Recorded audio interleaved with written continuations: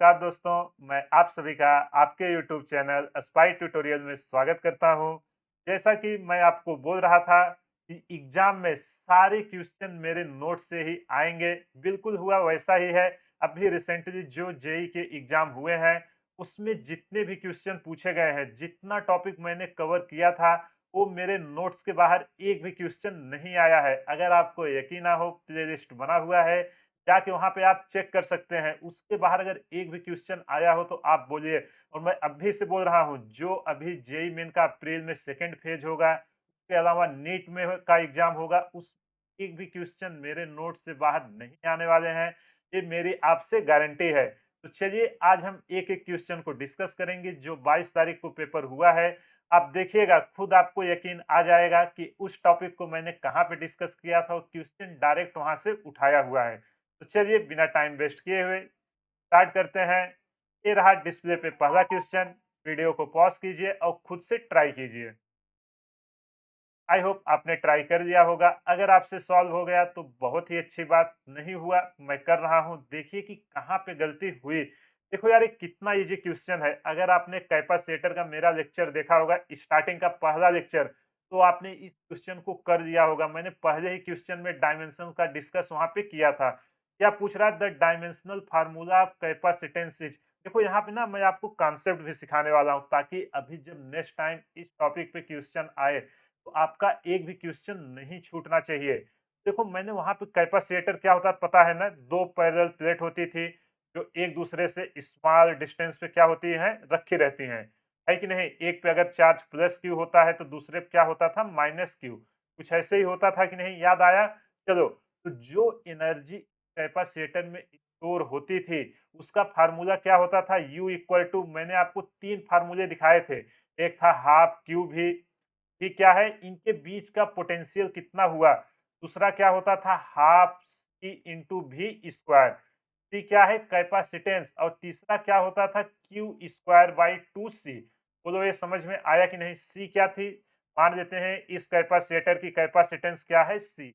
इन सबको डिटेल में देखना है ना, आप जाइए, मैंने प्लेलिस्ट बनाया हुआ है, वहां पे आप डिटेल में देखिए। तो हमसे देखो डायमेंशंस पूछ रहा है सी का, तो आप इस किसी को भी यूज कर सकते हो। एग्जाम में आप उसको यूज करना जो आपको कम से कम टाइम में आंसर दे दे। तो यहाँ पे देखो, मैं पहला लगाऊंगा, मुझे टाइम लगेगा पोटेंशियल का निकालने में। अगर मैं पहला और एक क्यू स्क्वायर बाई टू सी इसको यूज करूंगा तो हमें तुरंत आंसर मिल जाएगा, है कि नहीं? अगर मैं U equal to Q square by two C, हमसे कैपेसिटेंस की डायरेक्शन डायमेंशंस पूछ रहा है, तो क्या होगा, Q square divided by two you. Q क्या है, हमारी एनर्जी, ए प्लेट की एनर्जी स्टोर कर रहे हैं।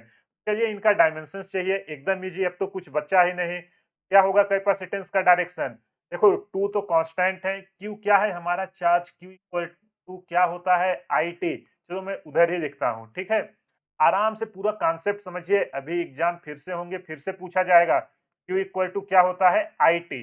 तो चार्ज का डायमेंशन क्या होगा, आई का किससे मेजर करते हैं, एम्पियर, और टाइम टी है सेकेंड। ये इसका डायमेंशन होता है। और एनर्जी, क्यू क्या है, हमारी एनर्जी। एनर्जी की तो डायमेंशन सबको पता है कि नहीं? एनर्जी का डायमेंशन क्या होता है, M L square T minus two. बस जिसको ये पता होगा तुरंत ये रखा होगा, 4 नंबर उसके मिल गए होंगे। कुछ नहीं करना। देखो कितना इजी क्वेश्चन था। क्यू स्क्वायर की जगह हम डायमेंशन रखेंगे एम्पियर। टी क्या रिप्रेजेंट कर रहा है, टाइम को। एनर्जी की रख दीजिए M L square T minus two. अब जब इसको हम सिंप्लीफाई करेंगे तो हमारा कैपेसिटेंस का डायमेंशंस क्या आएगा?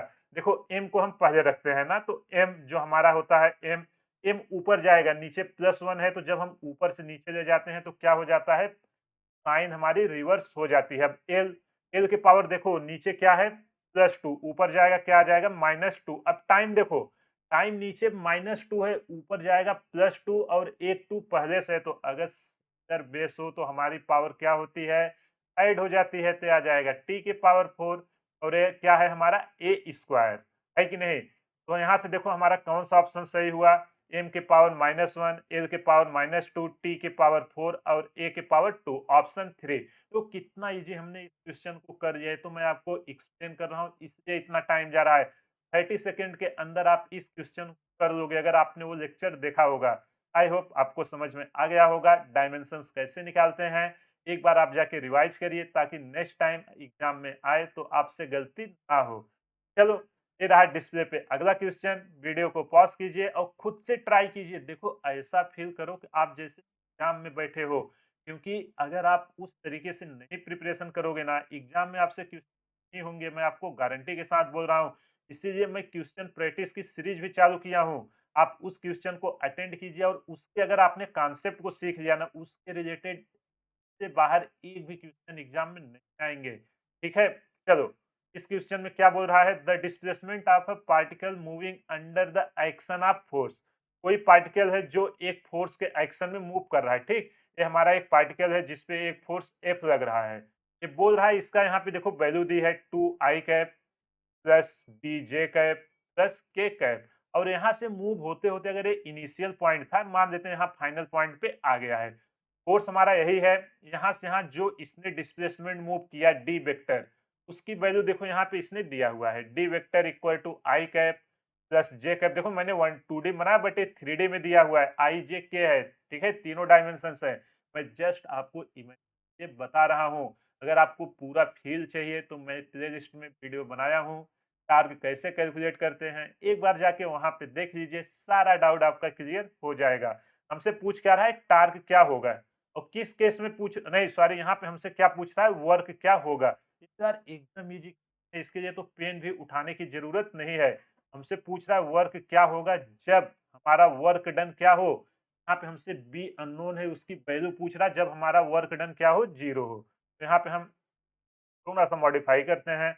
अगर हमारा वर्क डन 0 हो तो बी की वैल्यू क्या होगी, उसको हमसे पूछ रहा है। नहीं करना है, ये तो मैंने आपको यार सिखाया था। वर्क डन क्या होता है? वर्क डन तो हमारा डॉट प्रोडक्ट है, F vector dot S vector, पता है ना? डॉट प्रोडक्ट क्रॉस प्रोडक्ट कैसे लेते हैं? अगर आपने नहीं देखा है, मैंने मैथमेटिकल टूल नाम का एक प्ले लिस्ट बनाया हुआ है, वहां पे जाके देख लीजिए। डॉट प्रोडक्ट और क्रॉस प्रोडक्ट कैसे निकालते हैं, आपके सारा डाउट्स क्लियर हो जाएगा, है कि नहीं? अब चलो, इसको हम सॉल्व कर दे, बस हो गया। यहाँ पे वर्क डन इक्वल टू हमारा क्या दिया हुआ है? 0। देखो, टू टू इंटू आई आई का साथ होता है, जे जे के साथ, और के के साथ। आपको याद है ना? ये भूल गए क्या यार? I dot I equal to 1 होता है, J dot J equal to 1 होता है, के डॉट के इक्वल टू हमारा क्या होता है? सब ऊपर कैप रहते हैं। ठीक, डायरेक्ट यहाँ मैं आपको लिख रहा हूँ, 1 होती है। और एक्सपेक्ट दिस, अगर आई डॉट जे या जे डॉट के कोई भी हमारी सिमिलर क्वांटिटी नहीं रहेगी तो उसका जब हम डॉट प्रोडक्ट देंगे तो हमारी जी आएगी। देखो, आई का जे के साथ 0, आई का के साथ 0 हो जाएगा। समझ गए? डायरेक्ट लिखें तो आ जाएगा 2 प्लस, अब जे का जे के साथ प्लस बी प्लस के साथ 1 इक्वल टू 0। यहाँ पे बी प्लस 3 इक्वल टू आ गया मेरा 0, और बी इक्वल टू निकल के आ गया -3। इसके लिए मैं बोल रहा हूँ, आपको पेन भी उठाने की जरूरत नहीं थी। और इस पे मैंने आपको 6 से 7 क्वेश्चन कराया था, वर्क पावर एनर्जी में भी कराया था, और जब मैं आपको क्लास प्रोडक्ट सिखाया था मैथमेटिकल टूल में, वहां पे भी इस टॉपिक को डिस्कस किया था। बोलो, समझ में आया कि नहीं? यकीन आया? मैं आपको ये बोल रहा था कि आप सीरियस होकर मेरे प्लेटफॉर्म से स्टडी कीजिए। मैं आपको गारंटी दे रहा हूँ, एक भी क्वेश्चन से बाहर नहीं आएगा। चलो, ये रहा तीसरा क्वेश्चन। इसको आप खुद से ट्राई करो। और ये भी देखो, क्रॉस प्रोडक्ट का क्वेश्चन है, इसको भी मैंने आपको सिखाया था। सिमिलर क्वेश्चन फिर से आया है। अरे यार, वो पूछेंगे ही क्या?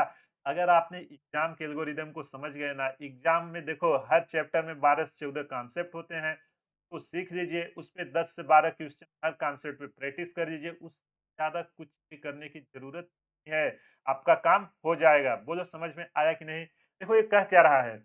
अब force F vector equal to I cap plus 2 J cap minus 3 K cap. Force की यूनिट है न्यूटन। एक्स ऑन पॉइंट कुछ position vector is given as R vector equal to 2 i cap minus 3 J cap plus 7 K cap. Find torque about origin. कितना easy question है यार। कुछ नहीं करना है। देखो, यहाँ पे क्या दिया हुआ है? फोर्स दिया हुआ है, कितना है? आई cap plus 2 J cap minus 3 K cap. Unit force की क्या होती है? न्यूटन। यहाँ पे हमको दिया हुआ है। Position vector R vector equal to मेरा दिया हुआ है 2 i cap minus 3 J cap plus 7 K cap. देखो, ना समझ में आए ना, आप घबराइए मत। आपके कॉन्सेप्ट में अगर वीक है तो आप जाके एक बार देखिए। क्या बोल रहा है? टार्क हमारा क्या होगा? बोलो, टार्क इक्वल टू क्या होता है हमारा? टार्क एक वेक्टर क्वांटिटी है। ये हमारा क्या लेते हैं हम यहाँ पे क्रॉस प्रोडक्ट, है कि नहीं? Tau equal to R vector cross F vector. तो यहाँ पे हमें क्या लेना है? Cross product. यहाँ पे हमने क्या लिया था? Dot product. देखो अगर आप इसको कर रहे हो ना, आपका रिवाइज हो जाएगा, और जब आप अभी अप्रैल में जो फेज 2 होगा फिर से दोगे, अगर अभी पेपर खराब हो गया कोई बात नहीं, बिल्कुल मत न डरिए। अभी 3 महीने का टाइम है, फिर से प्रैक्टिस कीजिए, डेफिनेटली आपकी एक अच्छी रैंक आएगी। चलो क्रॉस प्रोडक्ट हम कैसे निकालते थे? आपको सिखाया था ना? क्या करना है? पहले आई का लिख देने का, है कि नहीं? आई, जे और के। आई, जे, के। बोलो समझ में आया कि नहीं? अब आपको क्या पहले क्या है? आर है। यही है ना, torque equal to R vector cross F vector. तो पहले हमें किसका लिखना है? आर का। आर का देखो आई का क्या है? 2 -3 और 7। तो चलो आई के नीचे लिख दो 2, जे के नीचे लिख दो -3 और के के नीचे लिख दो 7। बस जो दिया है वही लिख देना है। नहीं दिख रहा है क्या 2 को? फिर से बना देते हैं, कोई बात नहीं। ये आ गया मेरा 2। एफ वेक्टर की वैल्यू कितनी है? 1 2 -3, ठीक? 1 2 -3। आपको क्या करना है? इसका क्रॉस प्रोडक्ट लेना है। मैंने आपको क्रॉस प्रोडक्ट सिखाया था। पहले हम किसका लेंगे? आई का। जब हम आई के साथ आई के अबाउट लेंगे तो हम क्या करेंगे? ए रो और ए कॉलम, देखो ये जो रो है और ए कॉलम, ये कट जाएगी, तो मेरा बचेगा क्या? केवल -3 7 2 और -3। ऐसे क्रॉस प्रोडक्ट निकालते थे ना, का क्रॉस प्रोडक्ट करो, इसलिए इसको क्रॉस प्रोडक्ट बोलते हैं। -3 कितना आ जाएगा? +9। माइनस इस क्वांटिटी को, इसको वाले को प्लस देते हैं और इसको क्या देते हैं? माइनस। तो ये क्या आ जाएगा? ये हमारा बाय डिफॉल्ट रहता है, ठीक? जब हम साइन के साथ देते हैं तो ये हमारा आ जाएगा 7 दूना 14। इधर हम क्या लिखेंगे? किस क्वांटिटी में आएगा बोलो? माइनस में आएगा कि नहीं? बिल्कुल, ये आएगा मेरा माइनस में। तो ये ऐसे आई के लिए हमने लिखा, आई के अबाउट। इसी तरह जे के अबाउट, के अबाउट, मतलब इस रो को काट देना, इस रो को काट देना और इस कॉलम को काट देना जहां पे हो। बोलो समझ में आया कि नहीं? तो डायरेक्ट लिखें, तो ये आ गया हमारा 9 -14। अब हमारा देखो ये होता है प्लस माइनस प्लस, फिर ऐसे माइनस प्लस इस साइकिल में चलता है। तो यहाँ पे आया माइनस जे। अब जब माइनस जे का आप लोगे, देखो ए पूरा कटेगा, ए कटेगा, क्या बचेगा? 2 इंटू -3, ये आ जाएगा मेरा -6। माइनस तो यहाँ रहता ही है। 1 इंटू 7, ये आ गया माइनस, प्लस के कैप, है कि नहीं? अब के कैप के अबाउट देखो, ए पूरा कटा, ए कटा, तो क्या बचा? 2। यहाँ पे लिख दूं कि समझ में आ रहा है? आप ऐसे बना लेना, डिटेल में देखना, जाके देख लीजिए, वहां पे मैंने पूरी चीजें आपको एकदम डिटेल में समझाया हुआ है। 4 + 3, बस अब इनको सॉल्व कर देना है। क्या? 9 -14 आ गया -5 आई कैप। इधर क्या? माइनस माइनस 13 और -1 पहले से, तो क्या हो जाएगा? +13 जे कैप। और इधर क्या आ जाएगा? 4 3 7, किस साइन है? Plus 7 K cap. और देखो यूनिट लगाना मत भूलना, ये आर और एफ न्यूटन मीटर, टार की यूनिट होती है न्यूटन मीटर। कौन सा ऑप्शन सही हुआ? -5 आई कैप, +13 जे कैप, +7 के कैप, ऑप्शन 3। बोलो समझ में आया कि नहीं? कि कर दिया, कुछ नहीं करना था, बस डॉट और क्रॉस करना था, 4 नंबर देके जाता। एकदम इजी पेपर आते हैं एग्जाम में। आप फालतू के क्वेश्चन मत प्रैक्टिस कीजिए, जितना मैं सिखाया हूँ उतना कीजिए। प्रीवियस ईयर को 3-4 बार लगाइए, उसके बाहर एग्जाम में एक भी क्वेश्चन नहीं आएंगे, ये मेरा आपसे वादा है। चलो ये रहा अगला क्वेश्चन, आप इसको एक बार रीड करो, खुद से ट्राई करो। आई होप आपने ट्राई कर लिया होगा। देखो यार, ये भी क्वेश्चन जब मैं आपको यूनिट एंड डायमेंशन सिखा रहा था, इसके बाद आपको ग्रेविटेशन सिखाया था, तो 2 बार इस टाइप के क्वेश्चन को हमने डिस्कस किया था। प्ले लिस्ट बना हुआ है, आपको यकीन ना हो एक बार जाके वहां पे देख लीजिए। क्या बोल रहा है? 2 स्टेटमेंट दिया है, उसको रीड करके उसके बेसिस पे आंसर करने हैं। पहला क्या है? A pendulum is taken from earth to another planet having mass 4 times and radius double, then earth then time period of pendulum remains same as on the earth. दूसरा statement, the time period of pendulum only depends on the gravity of the planet. तो आपको एकदम दिया है। देखो ये कह क्या रहा है? एक हमारा पेंडुलम है, याद है ना पेंडुलम टाइम पीरियड कैसे निकालते थे? ये इसकी लेंथ होती थी, है कि नहीं? ये इसकी लेंथ होती थी और ये होता था इसका मास। जो टाइम पीरियड का फार्मूला आता था, टी इक्वल टू क्या आता था? 2 पाई अंडर रूट, यही आता था ना, 2 pi under root L by G. बोलो समझ में आया कि नहीं? हाँ समझ में आया है तो बोलो। इतना इजी ये क्वेश्चन है कि क्या है? ग्रेविटी कहाँ पे? अर्थ पे। तो सारा खेला यही हो रहा है। ये बोल रहा है कि जब इसको हम एक दूसरे प्लेनेट पे लेके जाएंगे, ठीक, जब इन्होंने इसको दूसरे प्लेनेट पे लेके गए हैं तो मास क्या हो गया है, अभी जो मास था वो हो गया है 4 टाइम्स, और जो हमारा लेंथ था उसके बारे में उन्होंने कुछ नहीं दिया, बस अर्थ के रेडियस को उन्होंने चेंज कर दिया है, ठीक। तो ये हमसे बोल रहे हैं कि टाइम पीरियड सेम होगा, तो आपको मैंने जब ग्रेविटी में एक सिखाया था जी इक्वल टू क्या होता था, ग्रेविटेशन निकालने का G M by R square, यही होता था कि नहीं, बोलो। एम क्या है, एम है अर्थ का मास, है कि नहीं, एम है अर्थ का मास और आर था अर्थ का रेडियस, अरे यही था है? अगर ये हमारी अर्थ है तो इसका, या अर्थ तो हमारी एक प्लेनेट है जो इसका मास है और इसका आर है, ये क्या है हमारा ग्रेविटेशनल कांस्टेंट 6.67 इंटू 10 के पावर माइनस 7। तो ये बोल रहे हैं कि अब जब दूसरे प्लेनेट पे हम इसको लेके गए, उस प्लेनेट का मास क्या है 4 टाइम्स है और रेडियस क्या है डबल है, ठीक। वो तो समझ में आया कि नहीं, फिर से मैं यहाँ पे बना देता हूँ। अब जब इस पेंडुलम को हम दूसरी जगह पे लेके गए, अब इसका जो मास है वो कितने टाइम्स है अर्थ के 4 टाइम्स, और इसकी रेडियस जो है वो कितनी है 2r। तो अगर यहाँ पे हम ग्रेविटी निकाल लें हमारी कितनी है, तो क्या हम टाइम पीरियड नहीं बता सकते, बिल्कुल बता सकते हैं। तो मैं मान लेता हूँ यहाँ पे हमारा ग्रेविटी है जी डेक्स, ठीक। अर्थ पे अगर हमारे अर्थ के सरफेस पे जी था, तो इसके सरफेस पे मैं मान लेता हूँ जी डेक्स। ये सारी चीज आया हुआ है, आप जाके देखना, इस पे मैंने 4 से 5 क्वेश्चन भी कराए थे। अगर आपने वो लेक्चर देखा होगा डेफिनेटली इस क्वेश्चन को कर लिए होंगे। जी डेक्स इक्वल टू जी तो हमारा कांस्टेंट रहने वाला है। मास कितना हो गया है 4 टाइम्स, तो यहाँ पे हम वैल्यू पुट कर देते हैं 4m। आर स्क्वायर, आर हमारा अर्थ पे था, प्लेनेट का क्या हो गया 2r स्क्वायर, पूरा का स्क्वायर कर दो। जब इसको हम ओपन करेंगे तो ये क्या आ जाएगा हमारा, यहाँ पे आएगा G two 4 times M divided by 4r square. ओहो, ये तो 4 से 4 मर गया, क्या बचा G M by R square, है कि नहीं, एम बाई आर स्क्वायर वही है जितना हमारा अर्थ पे था। तो जो हमारा जी डेक्स है, जो हमारा जी डेक्स है वो बराबर है हमारे जी के। जो टाइम पीरियड हमारा अर्थ पे होगा वही टाइम पीरियड हमारा कहाँ पे होगा, उस प्लेनेट पे। पहला स्टेटमेंट बिल्कुल सही है, बिल्कुल सही, आपको आंसर मिल गया है। बस जेई में क्या ही पूछेगा, कौन सा रॉकेट साइंस वो पूछ लेगा, जो हमने सीखा हुआ है वही पूछेगा, उससे बाहर कुछ भी नहीं आएगा। दूसरा स्टेटमेंट भाई साहब बोल रहे हैं कि the time period of pendulum only depends on the gravity of the planet. आप बोलो, क्या ये केवल ग्रेविटी पे डिपेंड कर रही है, ये तो लेंथ पे भी डिपेंड कर रही है कि नहीं। ये हमारा किस पे डिपेंड कर रही है, लेंथ पे भी तो डिपेंड कर रही है, अंडर रूट एल पे, है कि नहीं। तो यहाँ पे फार्मूला इसलिए मैंने यहाँ पे लिख दिया, तो ये हमारा दूसरा स्टेटमेंट क्या हो गया, गलत हो गया। तो अब इन चारों में देखो क्या है, statement one is true but statement second is false, पहला ही सही हो गया, आगे जाने की जरूरत नहीं। अगर आपको कॉन्सेप्ट पता है आप 30 सेकंड के अंदर इसका आंसर कर देते। बस एक फार्मूला आपको याद रखना था, एक टीम इसने क्वेश्चन पूछा था, बोलो समझ में आया कि नहीं। ऐसे ही आते हैं, आप कॉन्सेप्ट को सीखिए, को अच्छे से सीखिए, उस पे 4 से 5 क्वेश्चन प्रैक्टिस कीजिए, आपका एग्जाम में एक भी क्वेश्चन नहीं रुकेगा, ये मैं आपको गारंटी के साथ बोल रहा हूँ। बोलो समझ में आया कि नहीं। चलो ये रहा अगला क्वेश्चन, खुद से पहले ट्राई करो, इसके बाद मैं करा रहा हूँ ना। देखो यार ये कितना इजी क्वेश्चन था इलेक्ट्रोस्टैटिक्स का। अगर आपने वो डाइपोल वाला मेरा लेक्चर देखा होगा कि हम उसके एक्सिस और परपेंडिकुलर पे डाइपोल मोमेंट कैसे निकालते हैं, पोटेंशियल कैसे निकालते हैं, इलेक्ट्रोस्टैटिक जब मैं आपको सिखा रहा था, तो आप इसकी डेफिनेटली कर लिए होंगे। क्या बोल रहा है, for the electric dipole figure the electric field and the electric potential are E naught V naught at a distance R on the axis. Axis पे हमारा इलेक्ट्रिक फील्ड और पोटेंशियल दिया हुआ है, ठीक।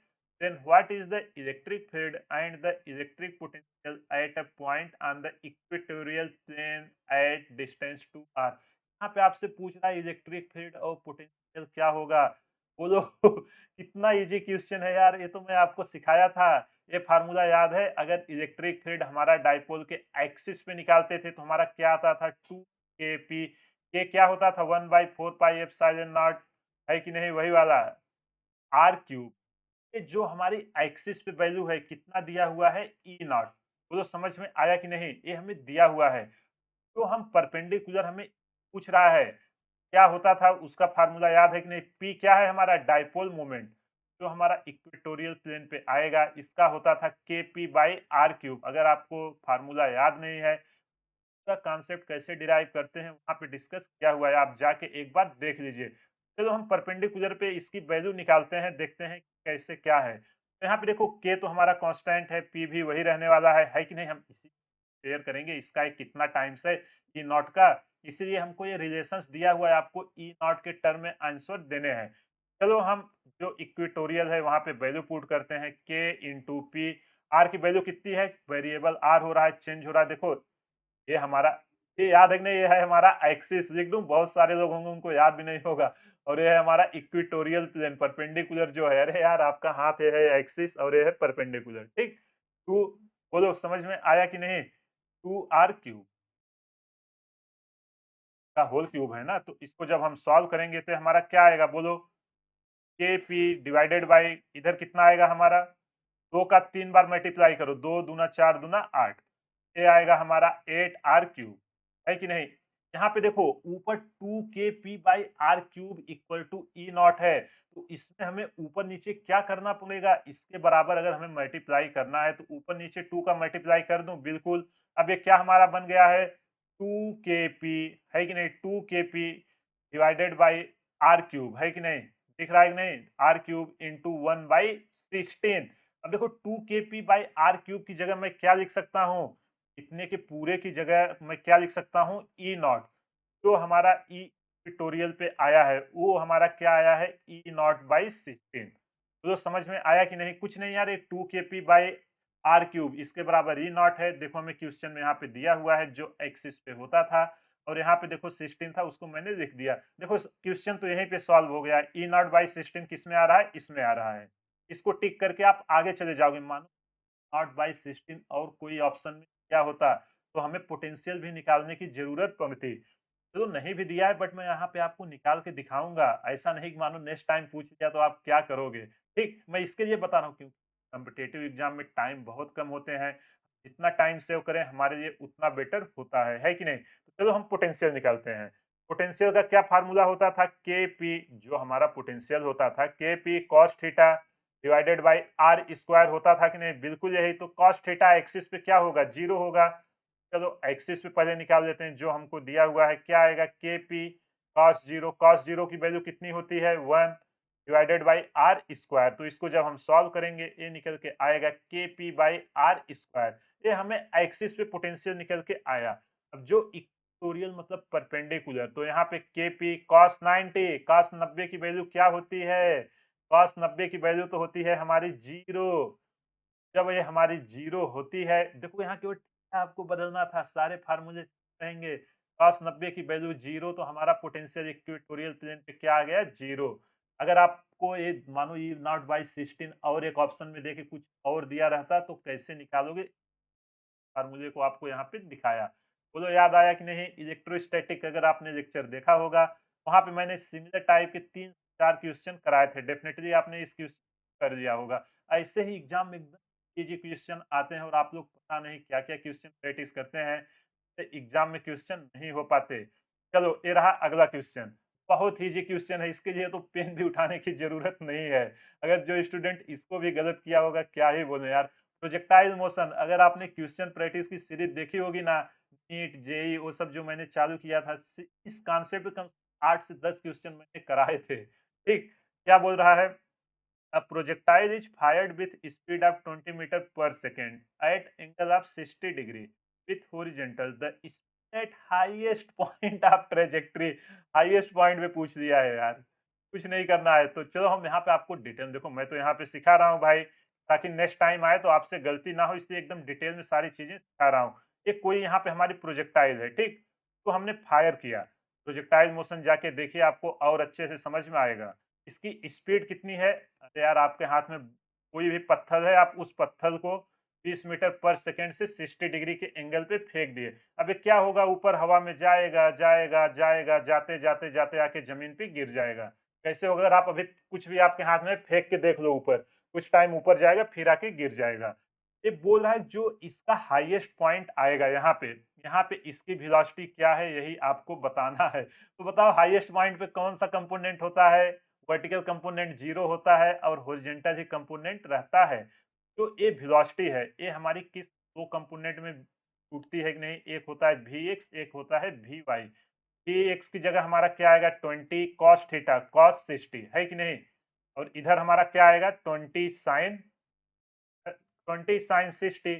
दोनों कंपोनेंट आते हैं। अब जब ऊपर जाएगा तो यहाँ पे देखो इस पॉइंट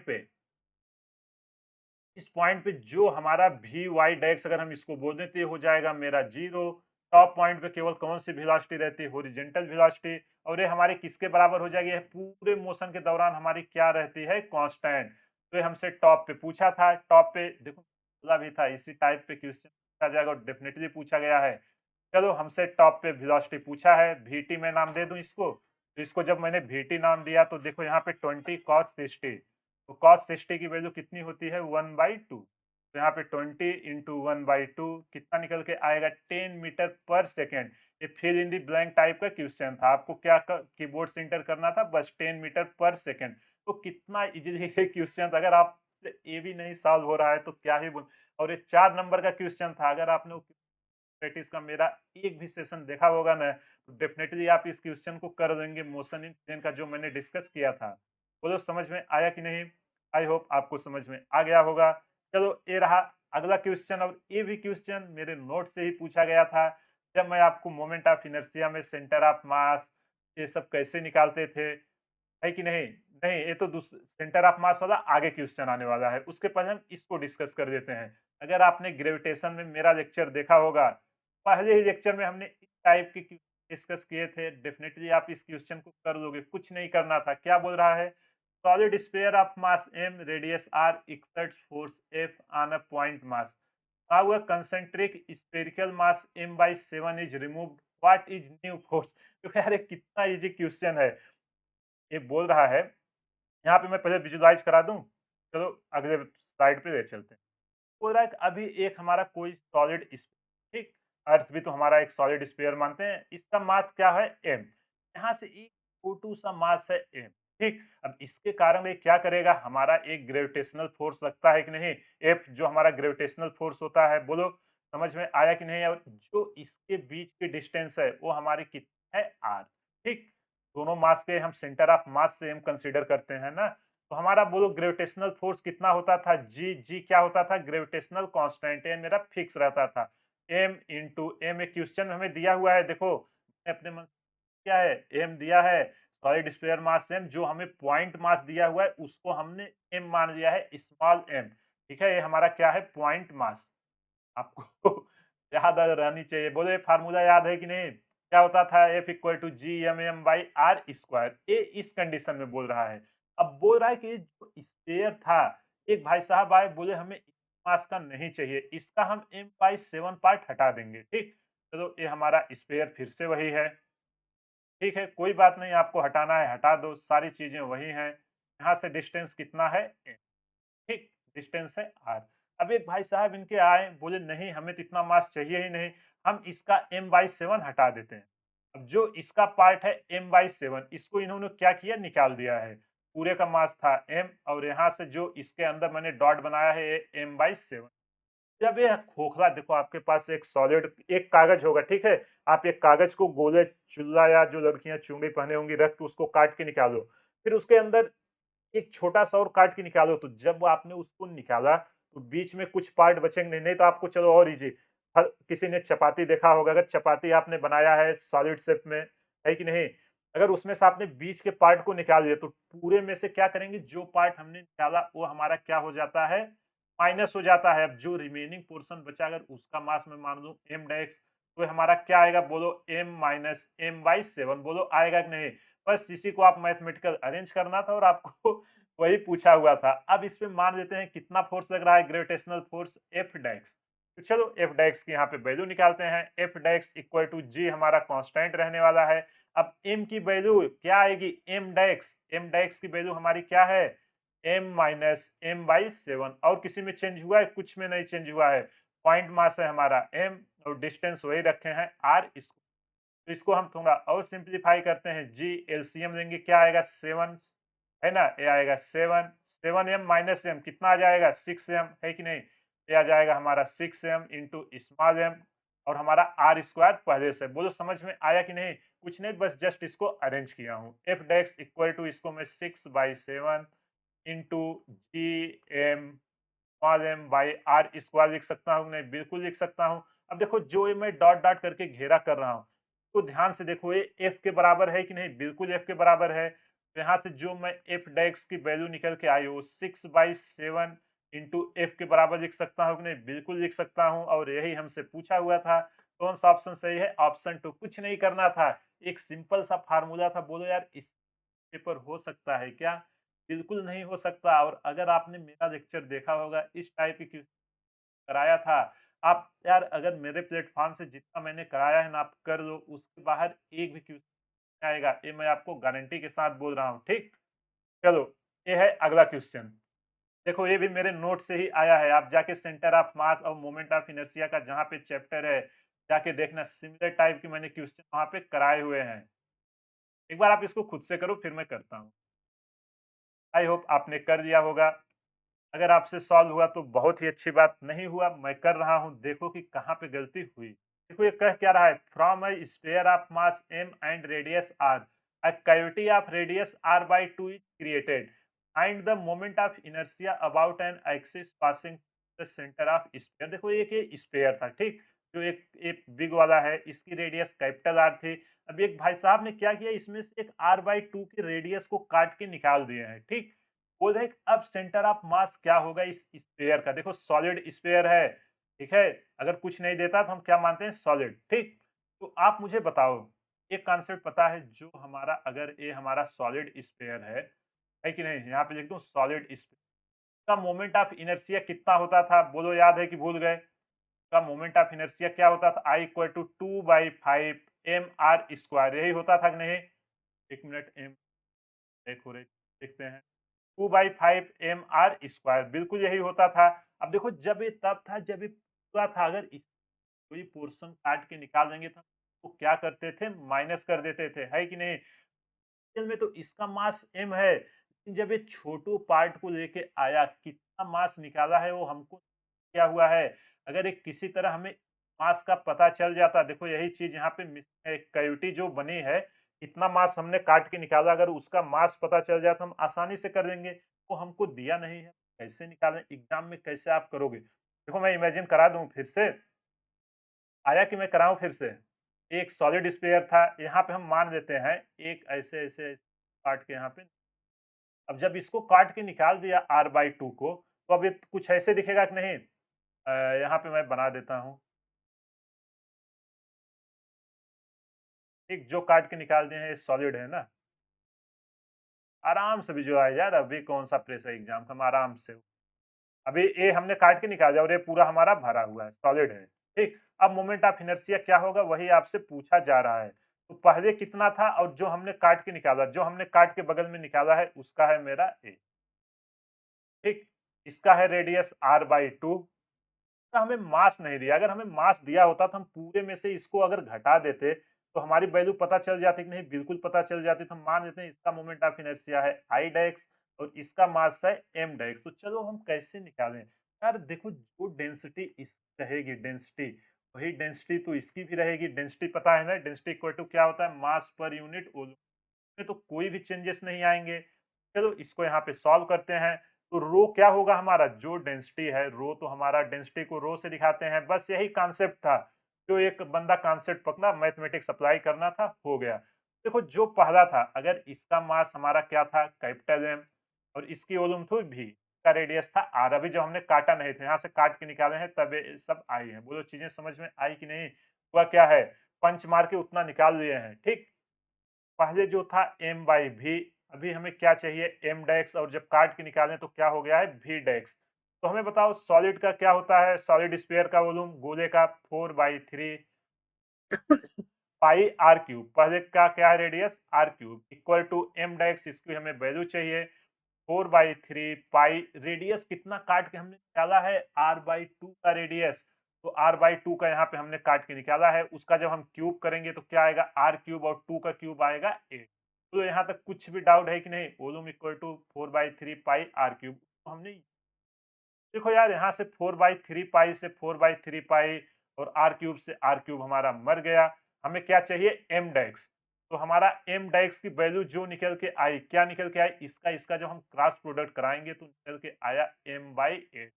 जो मास हमने काट के निकाला है r/2 रेडियस का, कितना मास से लेके गया हमें पता चल गया है m/8। अब हमसे जो न्यू मोमेंट ऑफ इनर्शिया पूछ रहा है इसका आई न्यू।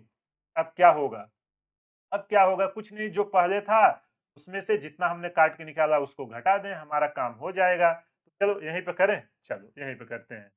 जो हमारा न्यू था, I new equal to I minus I dex. आई जो हमारा ओरिजिनल में था, ओरिजिनल में था 2/5 m r² जो हमारा सॉलिड स्फीयर का होता है, माइनस 2/5 आई डेक्स। आई डेक्स का मास कितना आया है m/8, देखो बगल में ही निकाला है। रेडियस कितना है उसकी r/2। बस इसी को सिंप्लीफाई करना है और कुछ भी नहीं करना है। देखो यहाँ पे 2/5 m r² दोनों में है, मैं इनमें क्या कर दूं, कॉमन निकाल दूं फास्ट कैलकुलेशन के लिए। 2/5 m r² जब हमने कॉमन ले लिया तो यहाँ पे मेरा क्या बचेगा बोलो, यहाँ पे पूरा टर्म चला गया 1 माइनस इधर क्या बचेगा, देखो m 2/5 m r² चला गया है, क्या बचेगा 1 बाई नीचे 2 का स्क्वायर 4 और 8 चौक 32, तो ये आ जाएगा 32। जब इसका हम एलसीएम लेंगे 32 माइनस 1 तो कितना निकल के आएगा, 31 आएगा कि नहीं, 31/80 है कि नहीं। तो समझ में आया कि नहीं आपको, ये है मेरा यहाँ पे आएगा 2/5। एक बार इसको थोड़ा और सिंप्लीफाई कर, ठीक। यहाँ पे मेरा क्या आया 2/5 into m r², 2/5 into m r² into ये क्या 32 में से गए 31 डिवाइडेड बाई 32। तो यहाँ तक कुछ भी अगर आपको डाउट हो, अब चलो इसको हम सॉल्व करते हैं। 2 से क्या आ जाएगा 16 है कि नहीं, तो हम जब और सिंप्लीफाई करेंगे तो क्या आ जाएगा हमारा, 31 को पहले लिख लेते हैं, कांस्टेंट को m r² डिवाइडेड बाई 16 पचे क्या आ जाएगा 80। इन फंस रही है, तो यहाँ पे मेरा क्या निकल के आया है, इस 31/18 मीटर, 31/80 m r²। कौन सा ऑप्शन सही हुआ, 31/80 m r², ऑप्शन 2। देखो कितना इजी क्वेश्चन था। आप इस कॉन्सेप्ट को सीखिए, कभी अगर आपको स्फीयर दे, हॉलो स्फीयर दे, तो यही कॉन्सेप्ट है। पहले कितना था, काट के कितना निकाला, कभी मास देगा कभी रेडियस नहीं देगा, वॉल्यूम वॉल्यूम डेंसिटी कुछ ना कुछ दिया रहेगा। वो तो हमारा कांस्टेंट रहता है, उससे हम अननोन टर्म निकालेंगे और अरेंज कर देंगे, हमारा आंसर निकल के आ जाएगा। बोलो समझ में आया कि नहीं, बहुत इजी क्वेश्चन था। देखो ये इसका भी मैंने आपको आया था, अगर आपने वो सीखा होगा डेफिनेटली आपने इस बुक कर दिया होगा। चलो ये है अगला क्वेश्चन। ये भी जब मैंने आपको गॉस लॉ सिखाया था, वहाँ पे पूरा डिटेल में बताया था और उसी टॉपिक पे एक क्वेश्चन पूछा गया। अगर आपको ये ना हो, जाके गॉस लॉ देखिए या टाइप करिए Gauss law by spy tutorial, आपको सारा कॉन्सेप्ट वहाँ पे देख सकते हो, एकदम ये क्वेश्चन है। क्या बोल रहा है, a charge of value q is placed at the edge of a imaginary cube of side a as shown in figure, find the net flux through the cube. यार कितना इजी क्वेश्चन है। हमारा क्या था, अगर हमारा, पहले मैं गॉस लॉ आपको बताता हूँ, अगर हमारा कोई एक चार्ज क्यू रखा होता था, उसके अराउंड क्या करते थे, एक इमेजिनरी सरफेस बनाते थे, और जो चार्ज की क्या हो, सिमेट्री हो, चार्ज की सिमेट्री होता था, तो जो यहाँ से फ्लक्स निकलता था, फ्लक्स आई इक्वल टू हमारा क्या होता था, जो चार्ज इसके अंदर है क्यू साइड, इसको हम क्या बोलते थे, Gaussian surface divided by epsilon not. यही होता था हमारा गॉस लॉ। ये हमारा क्या है, गॉसियन सरफेस। और गॉसियन सरफेस हमारा क्या होना चाहिए, सिमेट्री होना चाहिए। ये वहां पे मैंने आपको एकदम डिटेल में लॉ कैसे लगाएंगे पूरा सिखाया था। तो समझ में आया कि नहीं, जिसको ये पता होगा वो तुरंत इस क्वेश्चन को पलक झपकते ही कर दिया होगा। देखो यहाँ पे क्या बोल रहा है कि यहाँ चार्ज रखा हुआ है। अगर चार्ज हमारा अंदर रखा होता तो सिमेट्री रहता, 6 सरफेस से जाता, बट यहाँ पे सिमेट्री नहीं है, तो हम इसके अराउंड एक क्यूब है। क्यूब मतलब आपने ईंट देखी है, ईंट, ईंट या आपने बुक होगा ना, बुक देखो ऐसे रहती है, तो बुक आपका क्या एक क्यूब के फॉर्म में है। तो बुक के एकदम नीचे वाले सरफेस पे यहाँ बीच में एक चार्ज रखा हुआ है। अब उसको आपको सिमेट्री करना है, तो उस सेम क्वांटिटी का आपको एक बुक और ऐसे रखना होगा कि नहीं, बोलो तभी तो, जैसे मेरी उंगली दिख रही है तभी तो सिमेट्री होगी। तो इसके अराउंड हम क्या करेंगे, एक इमेजिनरी गॉसियन सरफेस से एक क्यूब बना देंगे जो इसके जस्ट ऊपर आके कवर करेगा। बोलो समझ में आ रहा है, विजुलाइज कर पा रहे हो। अरे एक आपने एक ईंट लो, ठीक, एक ईंट है, मानो यहाँ पे चार्ज है, एक ईंट और लेके उसको दबा दो, तो उसी के बीच चार्ज रह जाएगा कि नहीं, यहाँ पे मैं उसको देखो यहाँ पे बना नहीं रहा हूँ, आप बस उसको समझ लीजिए। तो यहाँ से चार्ज निकलेगा, देखो कहाँ-कहाँ से जाएगा, किस-किस सरफेस से। एक तो इससे जाएगा, एक इससे जाएगा, एक इससे जाएगा, एक इससे। टोटल कितने से जा रहा है? 4 से, है कि नहीं? चार्ज हमारा जिस-जिस सरफेस से जा रहा था, हम उस सबको लेंगे। जो हमारा गॉसियन सरफेस होता क्या होता था? Gaussian surface should be symmetric about charge, या चार्ज डिस्ट्रीब्यूशन अगर वो हमारा वेरिएबल होता था, एक कांस्टेंट चार्ज के जब इसको हम ढकेंगे, जो हमारा फ्लक्स आएगा phi1 वो हमारा क्या निकल के आएगा? Q divided by epsilon. But यहाँ कितने से जा रहा है? 4 से। तो हम उसको क्या करेंगे? आपने ऊपर से रखा है तो उसको हम क्या करेंगे? तो हम यहाँ पे क्या कर देंगे? डिवाइड कर देंगे। क्या निकल के आया? Q by 4 pi epsilon, option 2। तो कितना इजीली हम कर दिया। ऐसे ही सेम कॉन्सेप्ट पे 2 से 3 और 22 जनवरी वाले पेपर में पूछे गए थे, बट उसको मैंने टाइम कम होने के कारण नहीं किया है। आप अगर मेरे प्लेटफ़ॉर्म से फिज़िक्स स्टडी कर रहे हैं, मैं आपको गारंटी के साथ बोल रहा हूँ कि इसके बाहर एक भी क्वेश्चन नहीं आएगा। आप देखिए, ये सारे क्वेश्चन अभी जो 22 जनवरी को जेईई मेन के पेपर हुए थे ना, उसके हैं। एक भी ऐसा क्वेश्चन आप बता दो जिसका कॉन्सेप्ट या जिस टाइप के क्वेश्चन आपको ना कराए हों, तो मैं आपको डेफ़िनेटली जितना सिखा रहा हूँ आप उतना करिए। उसके बाहर एक भी क्वेश्चन नहीं आएँगे, मेरा आपसे वादा है। इसी तरह अभी हम आपको 23 का, 24 का जितने पेपर अभी जेईई मेन के हुए हैं, सबका डिस्कशन करेंगे। आप देखना सारे क्वेश्चन के नोट्स आए हुए हैं।